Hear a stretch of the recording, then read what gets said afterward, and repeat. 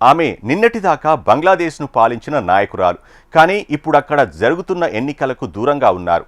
ఆమెపై మరణశిక్షను విధించడంతో పాటు ఎన్నికల్లో పోటీ చేసే అవకాశం కూడా ఇవ్వలేదు. బంగ్లాదేశ్ పరిస్థితి ఇది. లక్షలాది మంది కార్యకర్తలున్న అవామీ లీగ్ను బహిష్కరించడం చట్టవిరుద్ధమంటున్నారు మాజీ ప్రధాని షేక్ హసీనా. అసంపూర్ణ ప్రజా మద్దతుతో ఏర్పడే ప్రభుత్వం రాజకీయ అస్థిరతను ఎదుర్కోవాల్సి వస్తుందని హెచ్చరించారు. అయితే ఎన్నికలను పూర్తి పారదర్శకతతో నిర్వహిస్తామని మహమ్మద్ యూనస్ సారథ్యంలోని బంగ్లాదేశ్ తాత్కాలిక సర్కార్ అంటోంది. మన పొరుగు దేశం బంగ్లాదేశ్ ఎన్నికలకు సిద్ధమైంది. 2024 ఆగస్టులో జరిగిన హింసాత్మక నిరసనలతో ఆ దేశ ప్రధానమంత్రి షేక్ హసీనా రాజీనామా చేయాల్సి వచ్చింది. ప్రాణభయంతో ఆమె భారతదేశంలో రక్షణ పొందుతున్నారు. ఆ తర్వాత చాలా ఏళ్లుగా విదేశాల్లో ఉన్న నోబెల్ బహుమతి గ్రహీత ఆర్థికవేత్త మహమ్మద్ యూనస్ 2024 ఆగస్టు 8న బంగ్లాదేశ్ చేరుకుని దేశ తాత్కాలిక ప్రభుత్వ పాలన పగ్గాలు స్వీకరించారు. అయితే పార్లమెంటుకు ఎన్నికలు నిర్వహించి ప్రజాస్వామ్య ప్రభుత్వం ఏర్పాటు చేయాలనే ఒత్తిడి పెరగడంతో ఆ దిశగా అడుగులు పడ్డాయి. ఎట్టకేలకు ఫిబ్రవరి 12న బంగ్లాదేశ్లో ఎన్నికలు జరిగాయి. రిజర్వ్డ్ స్థానాల్లో ఫిబ్రవరి 13న పోలింగ్ జరుగుతుంది. విదేశాల్లో ఉండే బంగ్లాదేశ్ పౌరులకు తొలిసారిగా పోస్టల్ ఓటింగ్ హక్కును కల్పించారు. వారంతా జనవరి 22 నుంచి ఫిబ్రవరి 12 వరకు తమ ఓట్లను ఎన్నికల సంఘానికి పంపవచ్చు. బంగ్లాదేశ్ ఎన్నికల్లో ప్రధాన పోటీ రెండు పార్టీల మధ్య నెలకొంది. బంగ్లాదేశ్ నేషనలిస్ట్ పార్టీ BNP 11 పార్టీలతో కూడిన జమాతే ఇస్లామీ మధ్య గట్టి పోటీ నెలకొంది. షేక్ హసీనాకు చెందిన అవామీ లీగ్ పార్టీకి భారీ ప్రజా మద్దతు ఉంది. కానీ ఆ పార్టీకి ఎన్నికల్లో పోటీ చేసే అవకాశాన్ని ఇవ్వలేదు. ఆ పార్టీని ఎన్నికల్లో పోటీ చేయకుండా నిషేధించారు. BNP నాయకురాలు మాజీ ప్రధాని ఖలీదా జియా ఇటీవలే మరణించారు. దీంతో విదేశాల నుంచి తిరిగి వచ్చిన ఆమె కుమారుడు తారిక్ రహమాన్ BNP పగ్గాలు చేపట్టి ప్రచారంలో ముందుకు దూసుకుపోతున్నారు. 2014, 2024లో ఎన్నికలను BNP పార్టీ బహిష్కరించింది. 2018 ఎన్నికల్లో BNP పోటీ చేసినప్పటికీ అవామీ లీగ్ పార్టీ రిగింగ్కు పాల్పడిందని ఆరోపించారు. హసీనా హయాంలో అతివాద ఇస్లామిస్ట్ పార్టీ జమాతే ఇస్లామీ మీద నిషేధం ఉండేది. తాత్కాలిక ప్రభుత్వ సారథి మహమ్మద్ ఆ నిషేధాన్ని తొలగించారు. కాగా ఫిబ్రవరి 12న జరగనున్న ఎన్నికలపై బంగ్లాదేశ్లో మాజీ ప్రధానమంత్రి షేక్ హసీనా స్పందించారు. లక్షలాది మంది కార్యకర్తలను కలిగిన తన రాజకీయ పార్టీ అవామీ లీగ్ను బహిష్కరించి ఎన్నికలకు ఏర్పాట్లు చేస్తుండటాన్ని తప్పుపట్టారు.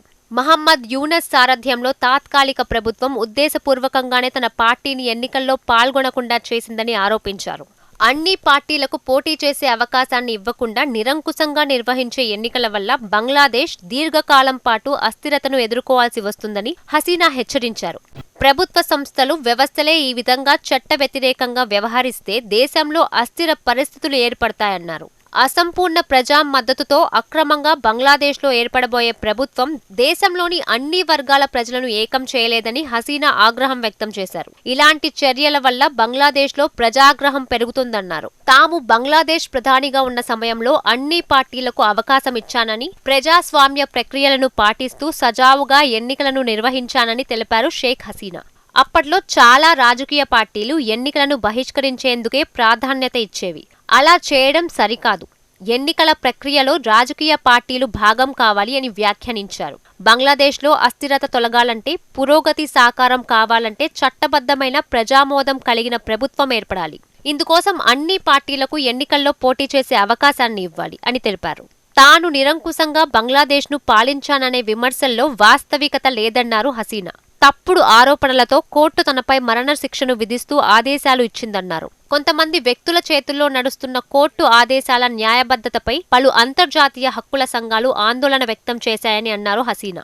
కాగా ఎన్నికలను పూర్తి పారదర్శకతతో నిర్వహిస్తామని మహమ్మద్ యూనస్ సారథ్యంలో బంగ్లాదేశ్ తాత్కాలిక సర్కార్ అంటుంది. పోలింగ్ వేళ ప్రజాభిప్రాయ సేకరణ జరిపే క్రమంలో ఎవరినీ బలవంతం చేయడం కానీ, ఎవరిపైనా దాడులు చేయడం కానీ జరగదని స్పష్టం చేస్తోంది. పూర్తి స్వేచ్ఛాయుత వాతావరణంలో ఈ ప్రక్రియను నిర్వహిస్తామని తేల్చి చెబుతోంది. దీన్ని పర్యవేక్షించడానికి అంతర్జాతీయ పరిశీలకులు, మానవ హక్కుల సంఘాలను ఆహ్వానించామని బంగ్లాదేశ్ ఎన్నికల సంఘం అంటుంది. ఫిబ్రవరి 12న జరిగే ఎన్నికలను పర్యవేక్షించడానికి యూరోపియన్ యూనియన్, కామన్వెల్త్ దేశాల నుంచి దాదాపు 500 మంది పరిశీలకులు వస్తారని వెల్లడించింది. కాగా షేక్ హసీనాకు చెందిన అవామీ లీగ్ సానుభూతిపై అక్రమ కేసులను బనాయించారని, వారి కస్టడీలో మరణిస్తున్నారని వార్తలు వస్తున్నాయి. ఈ ఆరోపణలను యునస్ సర్కార్ తిప్పికొట్టింది. ఈ నేపథ్యంలో బంగ్లాదేశ్ ఎన్నికల ప్రక్రియను భారత్ సహా అన్ని దేశాలు నిశితంగా పరిశీలిస్తాయి.